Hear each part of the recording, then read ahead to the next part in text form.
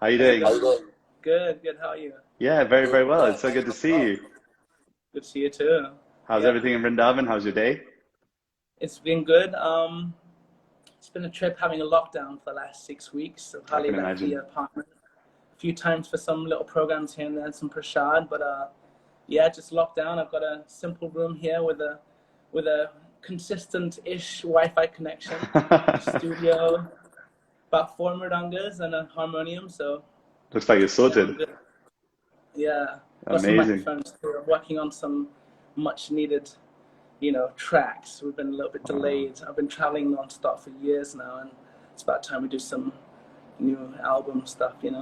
well, it's phenomenal. I mean, it's such a blessing to have the time with you because I know that you're always doing something. And I just saw the track that you released today, which was like a live recording from Rishikesh that you were Yeah. sharing in Vrindavan. I mean, I'm a personal fan. Like some people that I'm speaking to, I'm honored by, but I'm a genuine fan of Vijay Oh Krishna and all wow. the stuff that you're Yeah. doing. So it's mind blowing that we're having this opportunity. So I'm really grateful. For those of you that don't know Vijay, where have you been hiding? If you're a Bhakti lover, you've probably been hiding under a rock if you've not heard of Vijay Krishna. And it's such a blessing to have him share some wisdom around the Bhakti, the world of Bhakti, Kirtan, mantra. He actually is a part of the group and a founder of the Kirtaniyas, which is a worldwide traveling, uh, beautiful musician group that share Kirtan and Bhakti around the world. And he's actually someone that, believe it or not, I met as a child when I was on the streets of Southall. You were going to fix a mridanga or a drum or something, and you were kind of just Oh walking through the wow. streets, and I was like a young boy, like trying to just get into the kirtan scene, and I saw you with this drum, and I was like, you have to play something for us. And you won't remember this because I was like Oh, this Indian kid that you won't remember. But I was where just, was it? this is in Southall. You were going to fix a drum like at Bina Musicals or something. Oh yeah, yeah. I think I do remember. I do remember that. Yeah, yeah, Isn't yeah. there a bus So stop somewhere in Southall? I do. Wow. there No you shit. go. Yes, a Good to small see you world. again, bro. I know, Yeah. man. Tell me about it. But I just wanted to hear from you firsthand, like, how did it all start for you? How did it kind of grow into this beautiful offering where you're sharing around the world? Was it something which was someone kind of bought you a ticket or someone heard you somewhere? Maybe you can share a little bit about your background there. Yeah, I mean, I feel like I think about it almost every day about how there's a different like lead to like that pushed me into what I'm doing in my life right now, and Mm, I really, I mean, not to sound cliche, I've got to put it down to my teachers, especially Srila Prabhupada, who like beautiful. was just like my childhood hero, and he was traveling around the world making people dance, sharing prasadam and amazing wisdom with them. So I felt like that, and seeing, I grew up in the Birmingham Temple, actually, the ISKCON Right. Temple there, and until about 1994, 95, and the brahmacharis would go off, the monks in the temple. I remember looking up the stairs to the ashram where the brahmacharis, the monks, would live, thinking, oh, one day I'll be old enough to go up there and see how it's like, how the brahmacharis live. Wow, yeah. They'd go off in their vans and they'd drive around England and they'd be adventuring around sharing these books and kirtan and prasadam, and they'd go to India and come back just like fired up and lead these kirtans for 3 or 4 hours. And yeah, Amazing. yeah. So I feel like um then I don't know, I feel like I've been surrounded like by a lot of music also, and Your parents were my also dad first musical? picked up his yes, they are, in the sense they listen to a lot of music. They're like Mm, music aficionados, both of them actually. um I was born across the street from Oriental Records, which was the record label in Birmingham that went to Pakistan and found Nusrat Fateh Ali Khan. So I mm, grew up around like even the likes of Sufi devotional music, as well as going to the temple. And because my parents were kind of funky, I'd also sometimes be going to church, the really cool St. Agnes Church in Birmingham, and hear how people sing. To like, one thing that was evident to me as a child, that when people gathered and sung, especially to God, in whatever language they knew, in whatever the way they knew, that was when I saw people at their happiest. Whether I saw it at the Hare Krishna temple, the church, even when I go to, with my, the majority of my family at Jehovah's Witnesses, and I'd go to the meetings and see people joyful about discussing, God and the true nature of the self and stuff. So this was really evident to me as a child, going around all these places and growing up around a bunch of Muslim brothers and Sikh brothers in Birmingham, as yeah, well as right. my Hindu community and whatever, and being mixed race, being Caribbean and English, Irish, and Swedish, or who knows what. So I've had my own cultural journey, and all roads lead back to community and celebration, essentially Sankirtan, Sangha and Kirtan, community and celebration, so Beautiful. that's, I might be slightly idealistic in that sometimes, but I truly feel like this is what's good for the world. And that's why I see people that are most joyful, Yeah, no, and you definitely come alive when you're sharing. And I think that anyone that's seen you share in person will definitely feel that this person is gifted with the ability to share kirtan, the ability to share mantra across the world. And it's definitely must be a blessing from your spiritual master, from your teacher, from your guru. For anyone that's listening that, feels that they also want to learn, this is a question that might appeal to you. How do you get the blessings of your spiritual teacher to be able to do something like this? Because I'm pretty convinced that unless you have the blessings, something like this can't be self-manifested. It has to be kind of, you're blessed to do it. You may have some skill and talent, but there has to be blessings. So how does one access those blessings? Yes. Well, everything's about relationship, this whole, everyone's always looking to connect, yoga, this, that, the other, it's about, so when we come close to those who have something valuable to us, there's ways of essentially milking that out of them. Say I come in front of a nice sadhu, a nice Vrindavan sadhu, who I'm thinking, oh, this Baba's he's talking so many nice things about, about the true self and about Krishna or God. And I'm compelled to listen. I want to go and sit close, and I'll see that this excites him. So naturally, I'll throw questions his way that excite him, and therefore reveal the gifts that he has. So it's almost like about stimulating, that high-class association that we're in front of. Not being shy, also being a little bit like, hey, I have these questions. It should always be questioned. We should always have questions ready for, such people. And there's the nice literature, Nectar of Instruction, verse 4. Dadati pratignati goyam apyati prachati bhunkte bhajaita chaivam sadvidam priti lakshanam. So the verse ends with sadvidam priti lakshanam. So these 6 things are filled with priti lakshanam. Lakshanam is like saying Lakshmi Devi, abundance, absolute abundance, are found in these 6 exchanges. Priti, the Sanskrit word connected to the English word pretty, as is it sounds, pretty. If you want abundance of pretty, wonderful things, then have these 6 exchanges with those high-class people who have love in their heart. You know what I mean? And that is to give items that they may have use for in their life, practically also. To also receive those gifts that maybe they've used and that we can relish and think, oh, this is a relic, this is a heartfelt relic for me. Goyam akyati means to not only reveal one's mind and one's hearts, and also one's doubts sometimes, and also asking them, pleading with them, oh, please reveal what is coming from your heart also. And then bhunkte bhajaita chaivam, this means to offer them foodstuffs they can relish, and also receiving their remnants also. So there's some magical, these are 6 ways of connecting in a very heartfelt space with, Bhakti Yogi, actually everyone, Srila Prabhupada's commentary actually makes this very accessible to all aspirants of those who are devotionally inclined, or those who are seeking truth of self or God or whatever. It basically means everybody, So especially those who have some value, like my Gurudev did, and like so many other Vaishnavas actually. The Vaishnavas, of course, for those who don't know, mean those whose hearts are compelled to serve God and all living entities thereby, by reminding all that actually, God is very lovely and beautiful, and we are creations of that same Godhead, and it's just about finding our way back home. You speak so poetically. It's like I'm almost like ogling, like, oh my God, like it's the way, everyone can probably appreciate. If you're appreciating it, drop us a thumbs up in the comment section, because it's you're not only explaining the essence of love, devotion, of service to the spiritual teacher of those that you want to get blessings from, but also you're doing it in such a way that everyone that's listening can definitely understand what's going on. And you can see the love streaming through, so it's definitely the case. Something that also I wanted to explore with you, because I know your Gurudev, your spiritual teacher, is no longer among us on this material planet physically.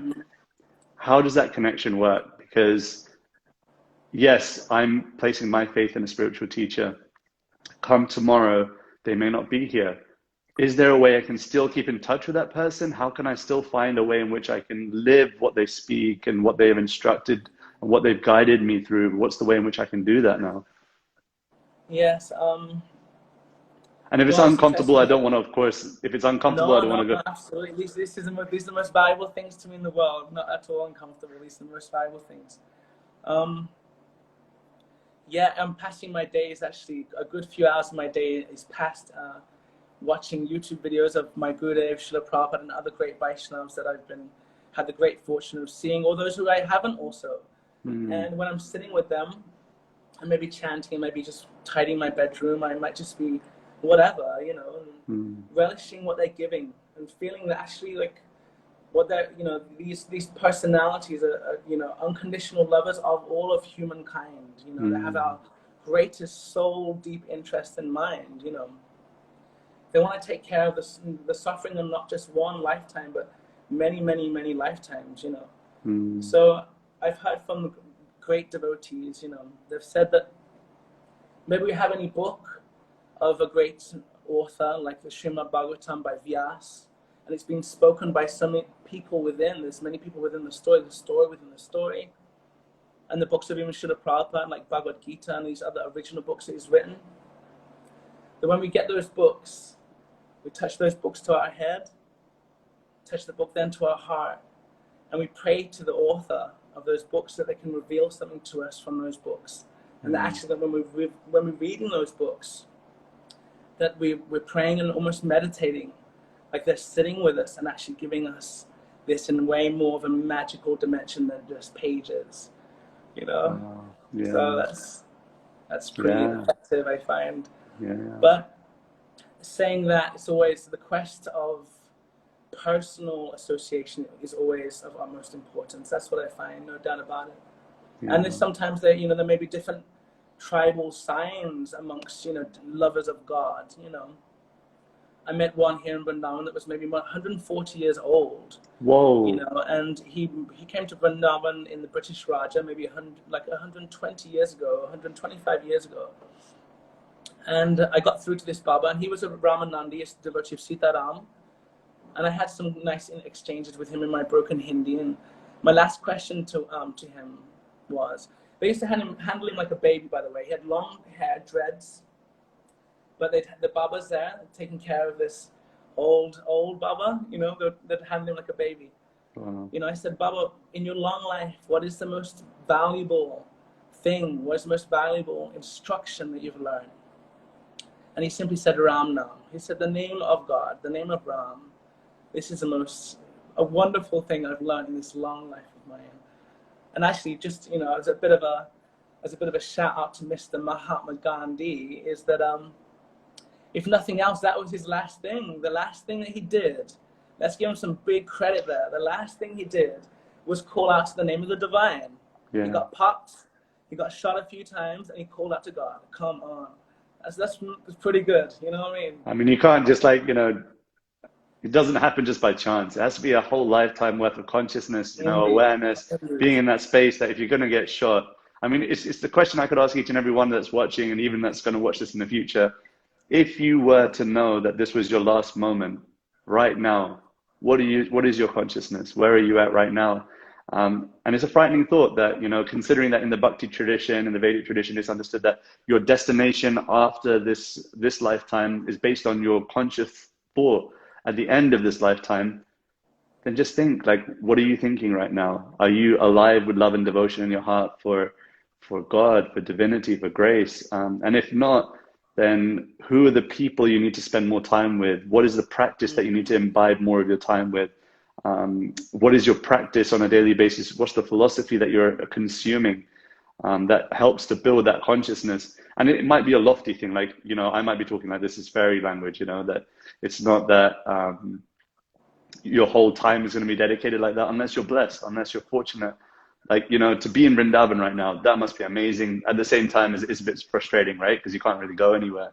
How is it right now in Vrindavan? Yeah, so far yet so close. I look over the building each afternoon and morning and see the cows and the old ladies taking care and sadhus walking by, and the cops driving by announcing everybody's staying home. This, you Oh, know, damn. lockdown time, the shops are open, go back home. But yeah, yesterday was a dust storm, so we got all the Vrindavan dust everywhere. You know, Wow. some of the holy people in Vrindavan, they worship the dust itself. They say the dust itself is sacred. Tatyastan, right? They got completely covered in dust. And then there was nice rainfall after, so it was a bit cool yesterday. Sometimes we have to have our AC on because it's getting a bit hotter now.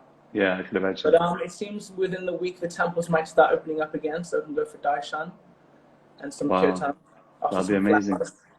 I mean, what's your daily practice like at home? What do you do? What is the day in the life of someone who's dedicated in this life of bhakti or living in Vrindavan? What do you do? What is your daily practice?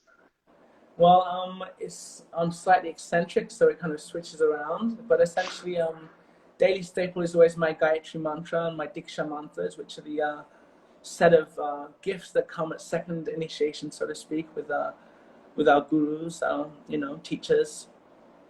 So that's always a staple. That always has to be there every day. And some rounds also have to be there every day.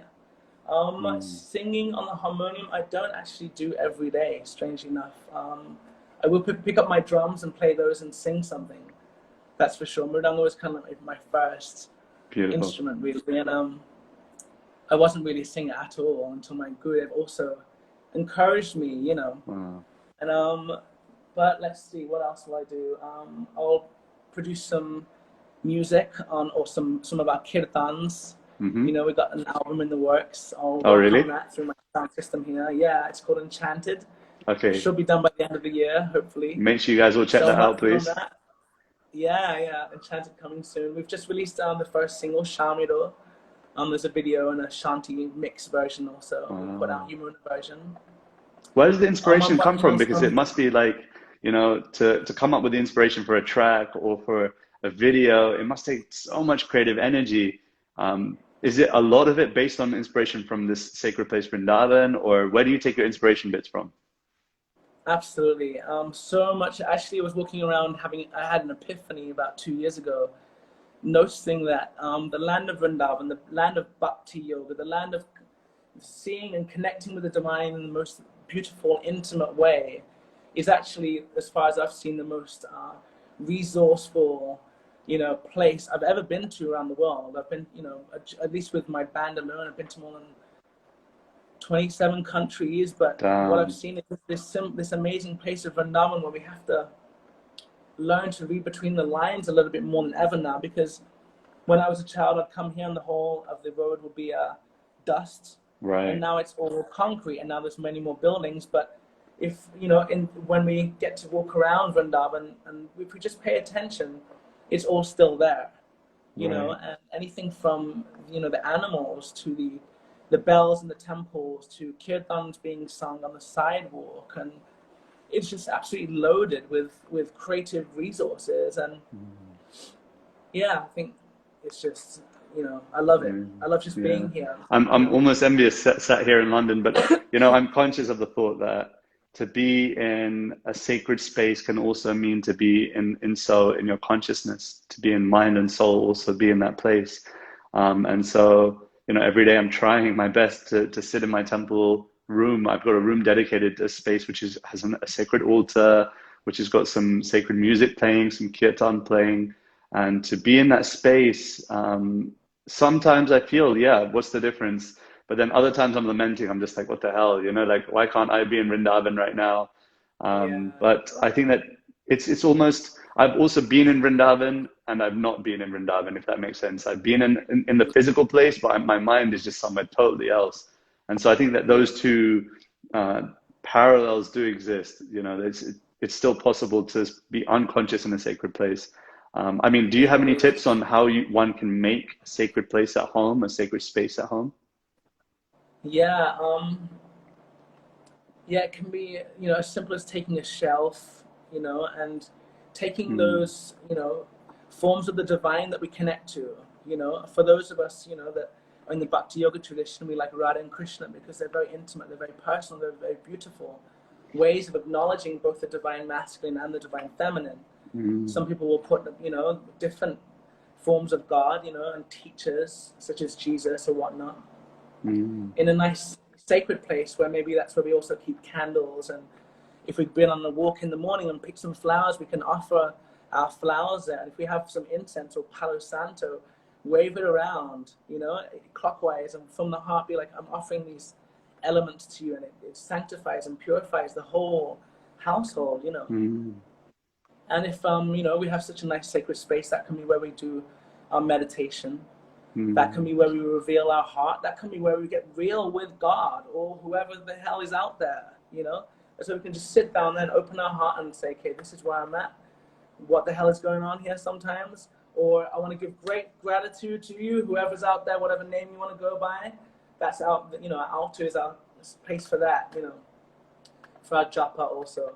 And for those of us that like to, if we're ever cooking, those of us that aren't full-time veg, maybe, you know, whenever you're cooking something nice and vegetarian, go and take it to your sacred place and say, oh, dear divine, you know, relish this food, relish this salad, you know. And then when we take that remnant, you know, or we take that salad that's been presented at our sacred space, that food met with the intention of even cutting it and putting it together, because creativity and intention goes into food. Completely. You know, so then if we're preparing food and then we offer it, if we're preparing it with love, and then go and offer it with love, and say, truly, please, whoever, you know, whatever form of the divine we relish, please, you relish this. And then we eat that with that same love and devotion, then it ends up purifying our consciousness in a very, very tangible way, because we always all have to eat, you know. So this is an eating meditation. This is beyond mindfulness, silent, boring ass, can't eat, can't talk while I eat. None of that. You know, this is, you relish food like that, and if you're with friends, relish topics that enliven your soul and that bring your consciousness up and that increase your tendency to show devotion and to show love and affection. You know what I mean? Yeah, totally. So food, just by food itself that we take to our sacred place, our altar, eating that food, you know, will benefit everybody, you know. Yeah. It's so nice that you said that. I remember once asking a question to a spiritual leader as to how I can improve my chanting. And I was expecting some far out answer, like really technical. And the person replied saying, start by eating in a spiritual way. And I was like, what? Like, what do you mean? And they said, just start by offering your foodstuffs to divinity, accepting them with love and devotion, you know, doing that with friends who you can also have a spiritual conversation with mindfully, etc. I was like, damn, that's a really good piece of advice. I want to discover a little bit about Kirtan with you. But before we do, I just want to give a few shout outs. It's lovely to see Kirsty here. Yogi Mogul, thank you so much. If you see anyone, by the way, Vijay, if you see anyone that you know, please give them a shout out. V, thank you so much for being here. So lovely to see Bobby. Thank you so much. By the way, guys, if you have questions, please drop them. This is a really important time, and don't waste the opportunity to speak to Vijay. I think it's really special. Hey, Sana, Pavanji, Haribol. Hope you guys are well. Kusum, lovely to see you. Elsa, Prashant. Wow, so much love flowing through. Keep hitting that love button. Keep hitting that comment button with some questions. I want to hear from you guys. I wanted to ask you, Vijay, about the dry spells in Kirtan. You know, then I'm sure a lot of the time it's blissful, a lot of the time it's ecstatic. But what do you do when you hit that dry spell where it feels like you're in the desert, so to speak, where it doesn't feel like the heart is fully there, or there's something blocking, you know, something blocking that divine energy? Maybe it's something that I'm going through. What would you advise to anyone that's sitting in Kirtan and thinking, why am I not feeling this? I can say, you're saying when we're in the lead or response, or anytime? Either, yeah. Maybe you can, if you've got a different take on both, then that would be interesting. Well, I can tell you a short story that kind of like gave me some inspiration. I won't say realization, but, you know, at least some inspiration. I was, you know, in Iron Prabhu's Kirtan. For those who don't know him, is a great Kirtan hero who pretty much didn't leave a temple complex here in India and somehow managed to influence our whole generation. Check him out, Ayendra Das Kirtan. So I was in the Kirtan with him over the period of starting from 2003, mostly till 2007, 8, and then by the time I got the message from him that, hey, you know, that he used to tell Madhava, he told Madhava in one epic speech in Mayapur 2007. It was right there after an epic Kirtan, and he said, you know, we should be taking this Kirtan medicine out to the world. So that was pretty much around the time I started putting the band together. And Wow. you know, in 2010, both Iron Triple and my Gurudev left the same year. Iron Triple left in 2010 July, and my Gurudev in December. Wow. So yeah, I mean, like, you know, and when I got back to Vrindavan right after my Gurudev Samadhi, Iron Triple wasn't there anymore. He'd been gone for 5 months. You know, passed on. For those who don't know Hare Krishna language, for you know. So I got back to Vrindavan and my heart was broken. You know, I felt like, oh, my Gurudev is gone, and my greatest Kirtan inspiration, alive and living right now, you know, is both gone. And Vrindavan felt barren to me. I felt like empty. I was just closed off, you know. And I didn't come back for 3 years. And then I find myself in the temple, Krishna Balan Mandir, at 6 o'clock, usually exactly when he used to come down and lead the Kirtan at 6 o'clock. And all of a sudden, all the boys are pushing me to lead Kirtan there at that time. And I'm sitting in Iron Triple spot, I'm complete tripped out. I'm like, wow. Because during the time I was there with him over those 4 or 5 years, I'd only played Mridanga. I'd actually never led once, maybe once or twice. Yeah. So I found myself sitting in my hero's Kirtan sitting spot, and you know, 6 to 6:30 for the first time after not being in Vrindavan for 3 years, you know. And so, you know, bam, just something just came in, you know, some inspiration, I'll say, that I shouldn't feel that I'm singing directly for the deities in the temple. I'm singing for God. I'm singing these mantras, and you're all following me. These people are all following me. No, that's not. That's not the mood, you know. And it reminded me of a verse, a wonderful poem that suggests that, you know, one who is a loving servant of the loving servant of the loving servant. And if you look back to some nice footage of George Harrison talking about Srila Prabhupada, that's one of the things that George Harrison really appreciated about Prabhupada, was that he saw himself as a loving servant of a servant of a servant of a servant, not a master, you know. So as I was sitting in this kirtan, I was like, you know, actually the mood that I'm feeling, because I don't know if I'm singing for God and if God's hearing my prayer or not, and these people should follow me. Rather, if I do a service to all of these people, singing in the temple, and for one, it's makes mathematical sense. I'm just one. There are many. If I sing with a service mood that they will be inspired to sing from their hearts, then naturally there's a much higher chance that there will be a listening ear. What to speak of, amongst them there may be some very, very qualified, very, very wealthy, heartfelt people. And if I give any service to those people that are servants of their upwards, then that will come. Then the kirtan can be powerful, you know. So that's something that came to me right at that time. It was just so clear, you know. Yeah. It's exciting telling this story. It's one of my favorite experiences. You know, if we serve the people in the kirtan instead of thinking, oh, everyone's following my service, I'm leading. No. We're serving. We serve outwards. We're serving everyone. All their voices are taking care of everything. You know. Wow. Enter into the servant mood. I mean, that's, you know, when people hear enter into the servant mood, they think, oh, that's negative, isn't it? That's like, that doesn't sound about right. But it is so much that mood that there's no better, I don't know if there's a better word in the English language that describes it.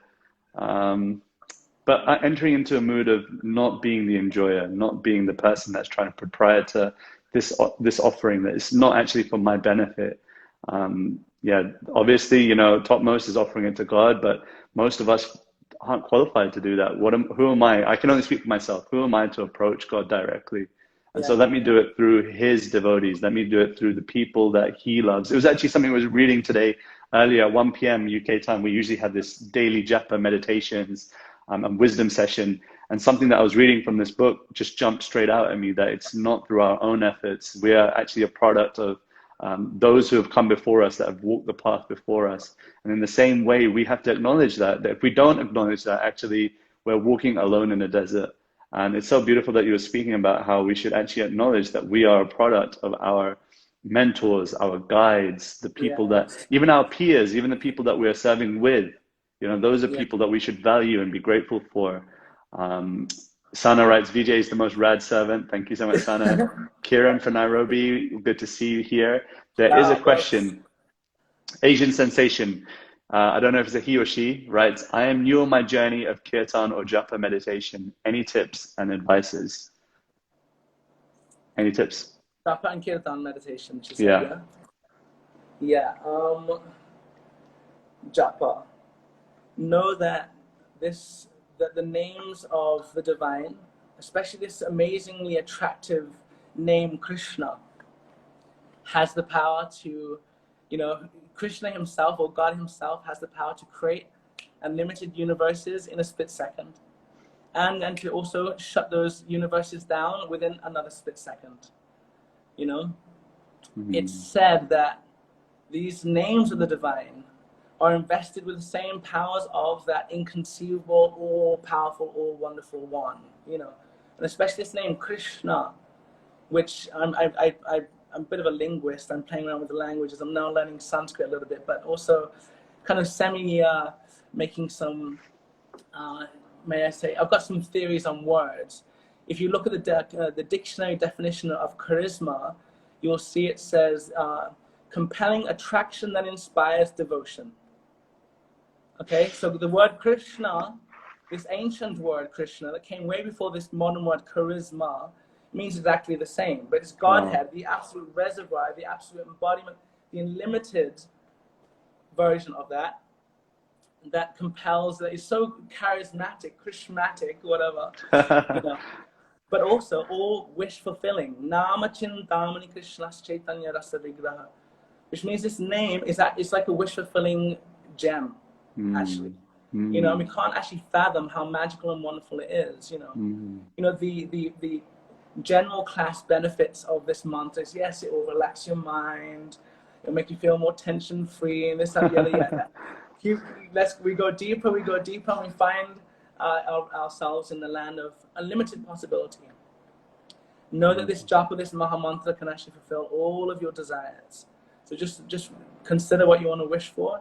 We should wish that our hearts will be filled with love and divine love for that supreme lover. And when we know that also Tulsi is very beneficial, and she's also like a goddess. And when you're doing japa, you can also be like massaging this goddess Tulsi Devi, who's non-different from the goddess of Bhakti herself. Wow. So nice explained. Remember who the mantra is. Remember where you're aiming the mantra. It's so true. And Tulsi Mala, I know that all of you that chant with me on a daily basis will know that this Tulsi Mala is so sacred. And I love how you're describing, massaging this goddess, the goddess of Bhakti. Be conscious of what you're doing. It's so beautiful. Vijay, if I didn't ask you to share a kirtan or some kirtan or a mantra or two with us, I think the Instagram community would probably start trying to find my address. So I think it's only right if I ask, if it's possible, if it's not too much of a hassle for you to share a little bit with us. Yeah, any requests? You tell you whatever's inspiring you. I think we're all ears. Christine, any ideas on what Vijay should sing, or should we just leave it to him? Rahana, lovely to see you. Litsa, thank you for being here. People seem to be vibing with the Tulsi Devi massage.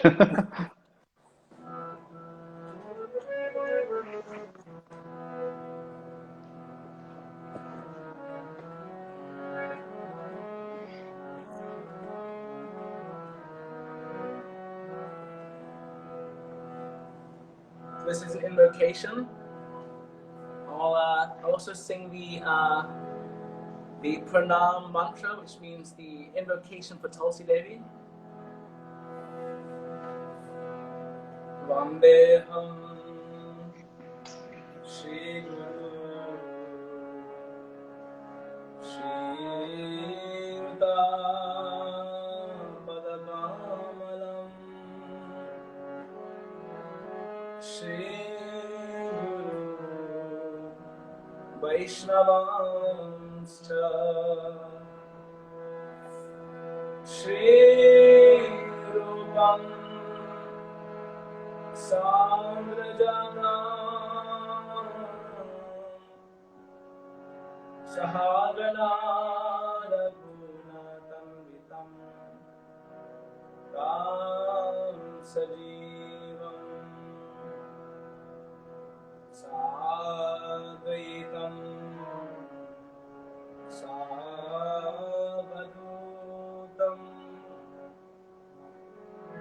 Parijana Sahitam Krishna Chaitanya Devam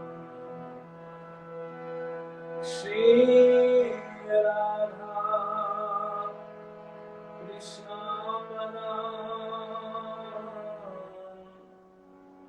Sahagana Lalita Shri Vishakanvitam Vrindaye Tulasi Devai Divyai Keshavascha Krishna Bhakti Pradede Satyavate Namo Namah Shri Krishna Chaitanya Prabhu Nityananda Shri Advaita Gadadhar Srivas Adi Gaura Bhaktavrinda. Everyone sing along. Hare Krishna, Krishna, Krishna Krishna Krishna, Hare Hare Hare, Hare, Hare Hare Rama, Rama, Hare Rama, Rama Rama Rama, Rama, Hare Hare Hare. Hare. Once more. Hare Hare Krishna, Hare Krishna, Krishna, Krishna Krishna Krishna, Krishna, Hare Hare Hare, Hare Hare Rama, Rama, Hare Rama, Rama Rama Rama, Rama, Hare Hare Hare. Hare. Haribo. No invocation. Beautiful. Thank you so much. It leads on so much from what we were speaking about, giving our gratitude to those who walk the path, know the path, and have led us onto the path. That pranam mantra, offering our gratitude. Thank you so much for sharing that. I wanted to see before we tune out, and before we see if there's any other questions, if you had any tips for our time. These are obviously very unusual times, but times in which we can make the most of our solitude. So I wanted to see if you had any tips, anything that you're currently inspired by, anything that you'd like to share other people could perhaps practice themselves. I think it would be nice to for each of us to maybe find something that challenges that we maybe thought is too challenging for us to ever try, or you know, I think just trying something new would be good. And especially, but I want to always apply that again into the land of devotion. You know, consider the 9 limbs of bhakti, you know, hearing, chanting, remembering, all these different things. And actually we can find fun in all of them. Of course, we're doing it all as an offering, all actually developing selflessness or self-forgiving, we can say even. And it's always pretty fun. You know, if we switch it up, and for those of us that have ADHD like I do, and switch it up, we might pick up a book that, you know, it's got some of that bhakti good stuff in or whatever, and they might pick up an instrument and kind of like twang on it for a while, and then maybe want to go and journal something and get something off our chests. You know, maybe go and pick up a mala again and do another few rounds and put a Prabhupada lecture on and just, you know, relish. Wow. You know? Yeah. So maybe just switch it up, but maybe also like incorporate something that's not always part of our daily routine. And like, you know, like I feel like for me, it's been catching up on a bunch of these old lectures. I've got a particular, you know, flow of lectures that I like to listen to of actually like an older generation of bhakti yogis that really are not so available anymore. And basically in that, you know, most of them are gone now. I'm watching videos of those that were of such an age range that they just about managed to fit into the era where we had cameras, but are no more. You know what I mean? But they somehow left some amazing gifts, you know. And all those videos of Prabhupada, videos of Srila Maharaj, also Maya Gurudev, Shanai Maharaj, and so many others are just absolutely priceless, you know. If we spend some time with those people, even through this means of YouTube or any other, sit with saintly people, you know. And if you find a selection of saintly, inspiring people, and you know, like, be with them. You know, I'm trying to just be with them. We can be in the sacred places, as you said, and not be in the mindset also. But actually, the sacred place, we can be here, but the sacred place is actually contained within the hearts of those who have got it. So we can come here and find no one of that avail. But until, you know, we seek that kind of association of those who have that gusto, you know, for the good stuff, man, you know, it's like that, you Totally know. feel you on that. Totally feel you on that. Find something that challenges you. Incorporate positive energy in your life by bringing, you know, a new instrument, reading more, watching more uplifting content, be it, you know, from different speakers, gurus, Bhakti, Vedanta Swami, Bhakti Narayan Maharaj, Shivaram Swami, Radhanath Swami, Yeah, all of these wonderful yeah. personalities that can really Govinda Swami. imbibe. Yeah, Govinda Swami. Oh my, there's so many wonderful. But you could honestly spend all day watching these things, but also Yeah, take time to reflect, digest, hear what they're saying, of course, but spend time really going through it with, you know, enthusiasm and sincerity, and there'll be life lessons that are timeless and priceless. And yeah, speaking of, you know, saintly people and people that you should definitely catch up with or hear more from, Vijay Krishna is here. He is someone that I feel really inspires a generation of young people to take up a process of bhakti, young and old, people that are looking for deeper truths in their life. So please do check out his Instagram, of course. Check out the stuff that at Kirtaniyas are doing. Please check out everything that they're putting out there in the world to increase the positive vibes. I think it's so important, especially now, but more than ever, we're seeing that this is really making a difference. That, you know, the content which we consume has to be of a nature which is uplifting, and so we have to give credit to those that are creating that content, putting so much endeavor in. So we want to pray for you, dear brother, that everyone, if you're watching, please fold your hands and please pray with me that we can offer a sincere prayer that our dear Vijay Krishna can spread the chanting, mantra, bhakti throughout this world to hundreds, thousands, if not millions of people through his endeavors in music, in sharing wisdom with the world. And, you know, in one way, shape, or form, we can connect with him and serve him as well. That would be lovely. So thank you so much, Vijay Krishna, for doing this. It's such an honor. Is there anything that you want to shout out, anything that you're doing that people can check out while they're on this lockdown period? yes, I want to give a shout out to Sana Shushila Devi. Her and I, let's see, God willing, are going to be having a retreat in Norway in August. Wow, that'd be awesome. Check it out. Yeah, and I'll post that to my page soon, my Instagram page. And I'm not really sure about like the rest of my tour. Gradually, I'm getting messages from my Europe tour, which is booked from next week until mid-August. Every weekend was Wow. pretty much booked up.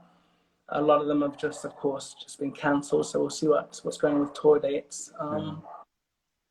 Yeah, check out our YouTube. We put a lot of energy into our YouTube channel, and just today I was seeing that there's over the last month 2 million minutes watched. So there's like our YouTube channel is always playing some kirtan Wow. somewhere in the world, and that's where like I feel like, you know, so much goodness That's is. And phenomenal, man. That's amazing. yeah, yeah. Wow. There's always between 300 and 2,000 people watching any one of our videos any time, That's which is super cool. phenomenal. Super cool. Now that's a Yeah, service. Now that's a service that's yeah. making impact. That's amazing. Wow. You're blessed for sure. Blessed by the best, and may it long continue for sure. I'm Um, grateful to you too for Come on. being. I have a few friends, you know, around the world that I call them like firekeepers, you know, in different cities and around the world that firekeeping meaning like gathering people around the fire to sing and open their hearts and to do kirtan. And I've been noticing what you've been doing for the last few Thank you, years man. too, and Thank you, man. with Kirtan London and singing so nice and inspiring lots of people and sharing in our culture. Actually, this is everybody's culture. That's the thing. It's the Yeah. culture of the world, you know, and it's just about us sharing in on those delightful ways that really, like, you know.